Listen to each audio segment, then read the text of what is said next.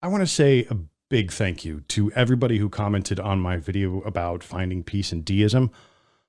I did that about a year ago. And since then, I was hired to go work at Newsweek, and I haven't been making any more videos. I run podcasting and radio over there. So I haven't any time to like follow up and talk about this some more, which is what I intend to do now. I still have a very busy life, but your responses, your thoughtful comments have actually compelled me to come back here and talk to y'all. So I just wanted to say thank you. And wow, I didn't know that many people would actually respond to a topic like deism. Deism, quickly, for those who don't know, is the idea that God created the earth and then just backed off and didn't do anything, right? He doesn't answer prayers. He doesn't perform miracles, because that would like kind of defeat the whole purpose of learning these hard lessons that we have to learn in life. Something along those lines, because there are lots of deists, and lots of deists have lots of other opinions about what exactly deism is, but that's what it means to me. And that's the beautiful part about deism, is whatever it means to you is all there really needs to be about it.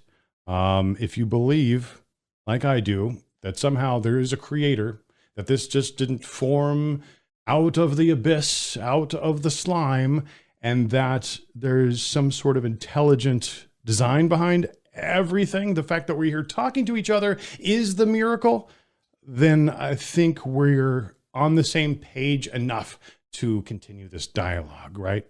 So I want to.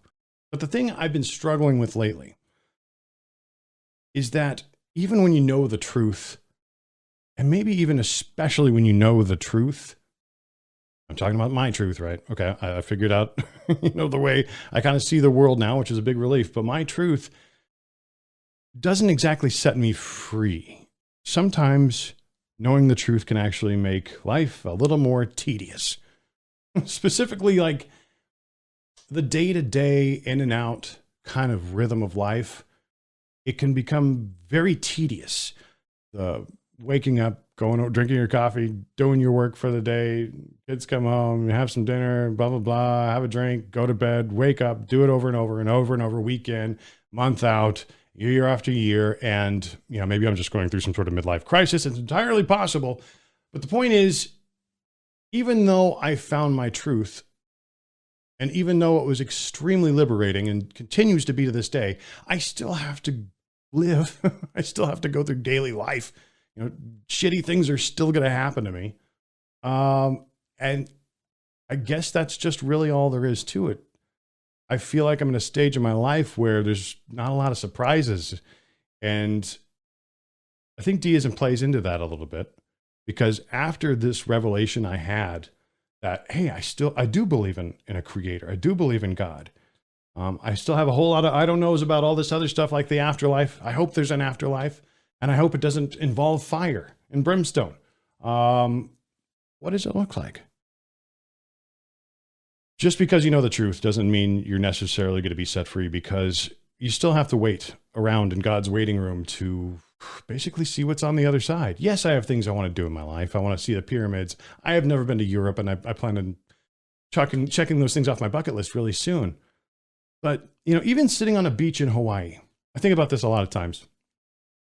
Sitting on a beach in Hawaii with like maybe a nice margarita, my acoustic guitar, and just chilling, maybe with a little doobie, I think that's about as good as it gets, at least for me in this realm. Heaven is attainable in this realm, and so is hell. But I think about it a lot, and I think about like rich people and how even if I had $1 billion, all I'd want to do is sit on a beach, play guitar, and drink margaritas, maybe a little doobie. And I find a lot of comfort in that I don't need to have $1 billion to relax. And, maybe a fair amount of non-toxic hedonism is the one thing that can get me through the next 40 years, hopefully, on this planet. So I'm trying to cope with, okay, I know the truth. So God isn't going to intervene. So miracles aren't going to happen, even though that this is the miracle. Life is the miracle itself, right? You just got to constantly keep reminding yourself of that. It's not going to set you free, but there are some options to help, pass the time. which is, I think, what a lot of us struggle with. It's what I struggle with. So I'm assuming that there are a lot of other people that struggle with on just how to pass the time. You know, you're at a point in your life where you feel like you've got a pretty good handle on how things are going to happen. Yeah, bad things have happened and you've overcome them. And you wonder, I guess maybe you have a little bit less wonder about the world. And in that sense, it becomes more monotonous. But like I said, there are some options. One of them is hedonism, my non-toxic form of hedonism. Like I said, on the beach with a guitar, smoking a doobie, drinking a margarita. But something I do that's probably a little more wholesome, I guess, is on the weekends, I go up to the mountaintop, man. I go up there.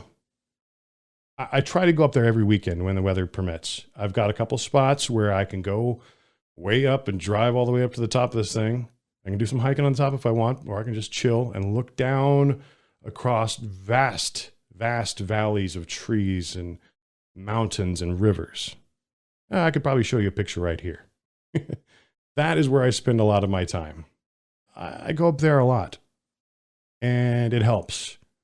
I go up there. Sometimes I force myself to go up there because I need it. Because if I don't go up for 5 or 6 hours and have some real alone time, no phones, no computers, no music, nothing, no other people, I consider it a success, an extreme success, an extreme pleasure, an extreme blessing to go up onto the mountaintop for 5 or 6 hours and not encounter another living soul.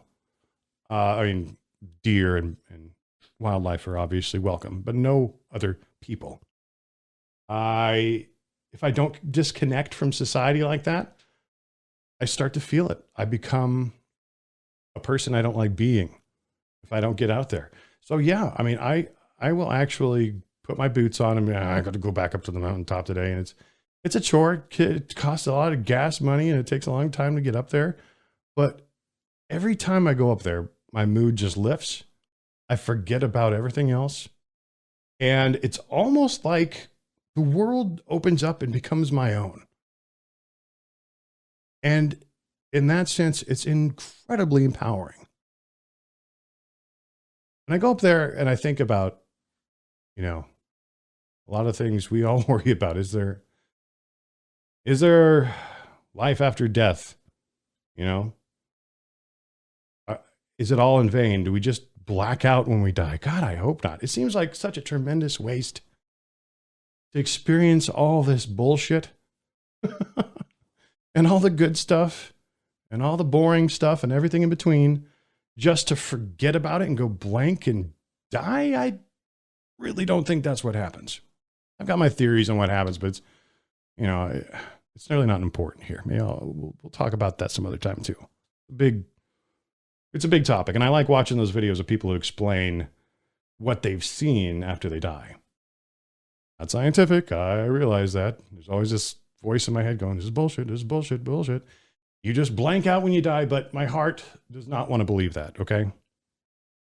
I refuse to believe that we blank out when we die. But let's talk about that. Let's keep talking about this kind of stuff. I want to hear more of your comments, and I really appreciate it. I like your questions, and maybe we'll start addressing some of those because I really want to continue this dialogue with you. I found so many of the comments that you people have left, I mean that in the friendliest way possible. It really touched me in a positive way, and I wasn't expecting it. So again, thank you for your comments. Keep them coming. Like and subscribe if you dig this. I promise we'll try to do this about once a month at least. I can commit to that. Once a month-ish. I'll drop another video here. I'll make some comments and see if we can get this discussion going. Like the Church of the United Deist. I've been rolling around that in my head for a while, but if you do some reading, you'll notice that deists really don't like church. Benjamin Franklin, I believe, had the idea to start a church of deism, but I don't think it really got off the ground. I'll have to do some more homework on that. I'm a little too antisocial for actual church. I think it's the smell. When you go into a church, it's the smell of all the breath mints and the money going into the plates and the colognes all just kind of mixing together. And that and my crippling social anxiety kind of keeps me out of the congregation. But maybe there's a chance someday for some sort of anti-social church. Everybody kind of like has their own private booth and doesn't have to turn around to shake your neighbor's hand. Oh, shake your neighbor's hand. That's why I don't go to church. But I do miss talking to people about this kind of stuff. So reach out. And thanks again. We'll talk soon. Peace.